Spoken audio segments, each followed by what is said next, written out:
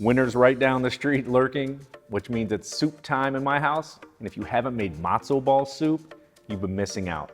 I'm gonna give you my take, which is traditional and a little bit of my twist. It's absolutely delicious. So matzo ball soup is actually really easy to make. Sometimes it's known as Jewish penicillin because it's the first thing you want to hook up when you're sick. It's really tasty. And to start off, we are going to cook down some chicken breasts so that they pull apart. So commies, my commies, this is for you. This is the technique you want to do to break down this chicken. So I've got a few chicken breasts, boneless, skinless, in between 7 or 9 ounces, somewhere in that range. We're gonna season it with a little bit of sea salt and make sure to be about a foot off of that chicken so that every bite we take is perfectly seasoned with salt.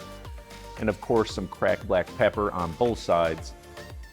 I'm gonna head over to my stovetop, and of course, I've got an abnormally large pot. You know me, I can't help myself. I'm cooking for the whole neighborhood here. We're gonna add some olive oil right to that pot. We wanna lay down these chicken breasts. All we're looking to do here is get a nice golden brown on each side. That's it, we're not trying to cook it all the way through. So maybe 2 to 3 minutes, medium-high heat. Give it a nice flip. And then at this point, we're gonna add in some good chicken stock. I hope you have some homemade.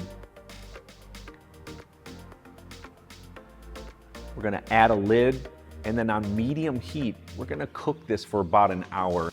And what this is gonna do is almost like pressure cook it. Obviously some steam is gonna leave it, so it's not a perfect pressure cooker. We're trying to break down the proteins in the chicken so that it shreds and pulls apart just like it would in a slow cooker. This is just the faster way to do it.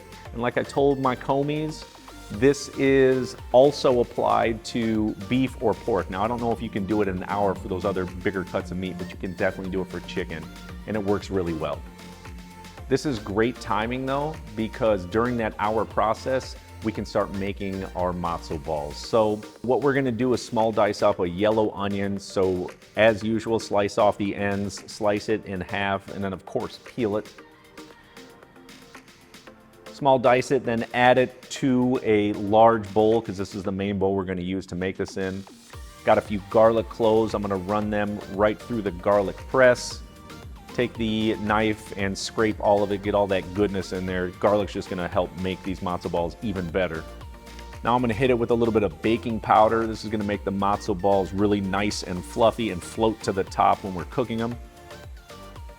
Gonna hit it with quite a few eggs here. And next, the really traditional ingredient, which I see a lot of other recipes leave out, is Schmaltz, which is really rendered chicken fat. You can get this from your local grocery store. I found it in mine in actually the freezer aisle. If not, if you have a local Jewish deli, go in there, they absolutely have it. And of course, you could even render your own chicken fat if you want to. Totally up to you. Next, we're gonna measure out some matzo meal. And what this is really just matzo crackers that are finely ground up. About the size of a mustard seed, maybe a little bit smaller. And if you have no clue what matzo bread is, it's simply unleavened bread. Very similar to like a saltine cracker. The combination of flour and water and sometimes eggs, it's baked. That's the best comparison I can give you. Really, really delicious. The next time you're in the aisle, skip the saltine, grab the matzo. You won't regret it, it's really good. So add that into the bowl. We're gonna hit it with a little bit of fresh chopped parsley, some sea salt, fresh cracked black pepper, then using a spoon or gloves. You know me, I like to feel and squeeze everything. Mix this up really, really well. I've seen other recipes that mix the wet first and then combine it with the dry. Honestly, if you mix everything together really well, that doesn't matter really at all. Once it is completely combined, it's gonna be a little wet. That's totally cool because it's going in the refrigerator for 30 minutes. And during this time, those matzo crackers that are dried are gonna sort of soak in some of those wet ingredients, and it's gonna become a little bit firmer, which is gonna help us and make it easier to roll out before we put them in our soup. So during this time, you can chill, or we've got a little bit more prep that you can get after now or wait a little bit later, like 15 more minutes, so kind of up to you here. I'm going to dice up some carrots and celery. So go ahead and start by peeling up some large carrots. We're going to small to medium dice them up. Add them to a bowl. Now do the same thing with celery.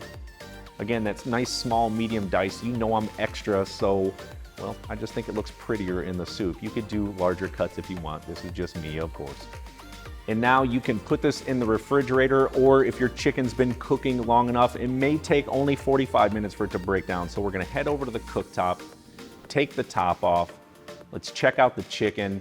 It's actually at a great point. It's been about 60 minutes here. I'm going to take 2 forks and shred it apart. I'm gonna do it right in this huge pot. If you wanna take it out and put it on a plate and shred it with 2 forks, it doesn't matter to me. As long as you shred it, we're in good shape. Once it's at that consistency, I'm just gonna simply pour in the carrots and the celery. We're gonna season it with sea salt, fresh cracked black pepper, then we're gonna give it a little stir. We're gonna let this simmer on low heat, just keep it warm. And really this little technique of sort of simmering the vegetables as they are, it really just brings out a lot of the natural flavor of the carrots and the celery. Not all the time do you want caramelized vegetables, sometimes you want that natural taste. This really easy technique can be applied to so many other recipes. And like I always say, when you do it from scratch and make it homemade, it just tastes infinitely better. Let's get over to our matzo ball batter, so to speak. I guess I'll call it batter.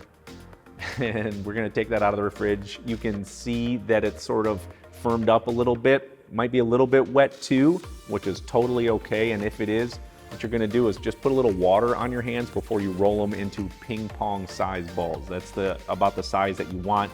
Or you can do one big old ball. I've been to some really great Jewish delis in New York and Jewish little diners, and they serve oftentimes a really big matzo ball. You could do that too, just takes a bit longer to cook. I like sort of the smaller bite-sized ones, the ping pong size ones. I don't know, I just think it looks prettier. That's just me. So once you roll them out, we're gonna put them on a sheet tray lined with parchment paper. Now head over to that cooktop. Our vegetables have been simmering for about 5 to 10 minutes at this point, which is really all they need because they're that sort of medium dice and they'll cook quickly. Chicken's pulled apart, everything looks great. Now we're gonna add in as many matzo balls as we can without them sticking together. I like to use 2 spoons just in case they're a little bit sticky. Drop them right in the soup. Like I said, this is gonna take in between 15 and 20 minutes for those matzo balls to cook through. They'll float to the top, not when they're done, but as soon as they start to cook. And maybe every 3 to 4 minutes, I sort of move them around with a spoon or give them a little flip, make sure both sides are cooked. And be sure to try one. I'm not even playing here. Take one out, it's gonna be hot, and just try it. It is so good. I mean, even by itself, like this is one of my favorite all-time things, like I said before. Just try it. I mean, bro, it's tasty, and it goes even better when you put everything else in it. And you may have to cook these matzo balls in batches. Even I have a gigantic pot, but I can't fit everything in there. So 2 batches, and I was able to cook up all 20 matzo balls. So at this point, let's plate this beauty up. We're just gonna simply add some of those cooked matzo balls right to a bowl. Now pour on some of that goodness with the chicken stock, the carrots, and the celery all over top of those matzo balls. Get a lot of that broth in there. Remember, we are making soup here. Now to finish it off, I've got some fresh dill. Give it a nice good sprinkle of that, and then some green onions. To me, this is one of the best matzo ball recipes I've ever had. No joke, I'm not just saying that because it's me. It is seriously delicious. Those extra things just take it over the top. So often I've only seen a matzo ball with some chicken broth. Super boring. Let's load it up with the chicken and the carrots and the celery and the fresh herbs. Oh my, seriously, it's insanely delicious. And if you are looking for another fantastic soup recipe similar to this, please check out my creamy chicken and dumpling soup, and I'll catch you on that video.